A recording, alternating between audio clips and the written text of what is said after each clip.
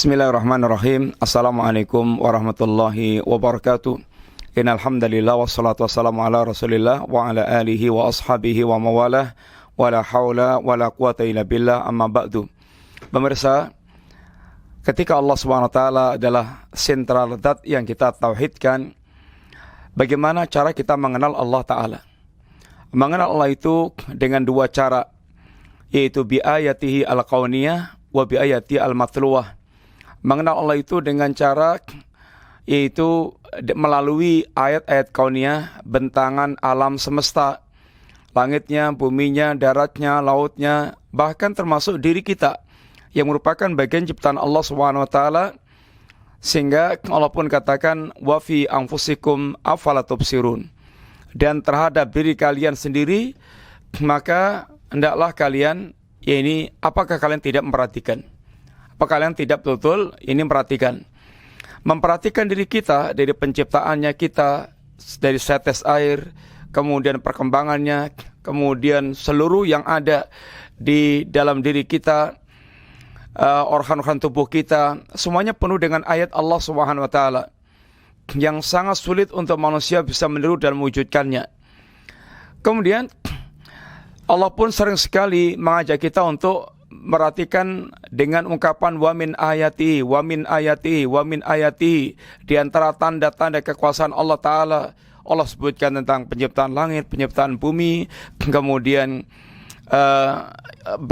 bergantinya siang dan malam, dan seterusnya. Termasuk di antara ayat Allah adalah yaitu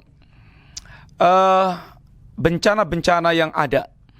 Itu merupakan bagian tanda kekuasaan Allah SWT, sehingga agar manusia bisa merenung bahwa hanya Allah yang mengendalikan segala sesuatunya. Katakanlah sekarang corona, nggak ada yang sanggup untuk dia menyihir, menyulap, menghentikan corona. Semuanya kembalinya kepada Allah Ta'ala. Allah kehendaki terangkat, terangkat. Allah kehendaki tidak terangkat, tidak terangkat. Ini menunjukkan semuanya tanda bukti kekuasaan Allah SWT. Kemudian yang kedua, dengan ayat-ayat matluwah yang dibacakan, wahyu, melalui wahyu yang dibacakan melalui Rasulullah SAW. Ayat-ayat matluwah ini mengenalkan secara rinci siapa itu Allah, yaitu yang dikenal dengan Asma'ul Husna, semua nama-nama Allah yang indah, yang mengandung sifat-sifat yang sempurna, sehingga orang yang paling sempurna dalam mewujudkan penghambaan kepada Allah, orang yang paling sempurna pengenalannya terhadap Allah SWT. Sehingga dikatakan oleh Imam Ibnu Qayyim, setelah kita sampaikan insyaallah, yaitu akmalun nasi ubudiyatan al-muta'abbid bi jami'il asma'i wa sifat allati yutali'u 'alaiha. Orang yang paling sempurna penghambaannya kepada Allah Subhanahu wa taala adalah orang-orang yang beribadah kepada Allah dengan semua nama dan sifat yang Allah kenalkan kepada dirinya. Maka dengan dua cara ini kita mengenal Allah. Dengan ayat-ayat kauniyah, silahkan pelajari seluas-luasnya ayat kauniyah, Anda akan mendapatkan keagungan Allah di situ. Dan inilah yang dipelajari di kampus-kampus. Akan tapi sayang karena kampus itu dari awalnya tidak men-setting mengenal ini semuanya untuk mengenal Allah Ta'ala, sehingga orientasinya materi.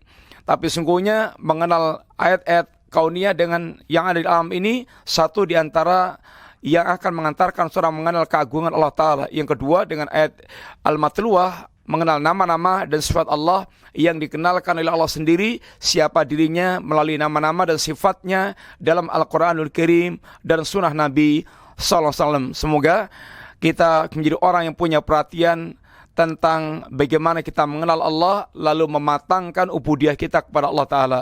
Wassallallahu ala nabiyyina Muhammadin wa ala alihi wa sahbihi wasallam. Assalamualaikum warahmatullahi wabarakatuh.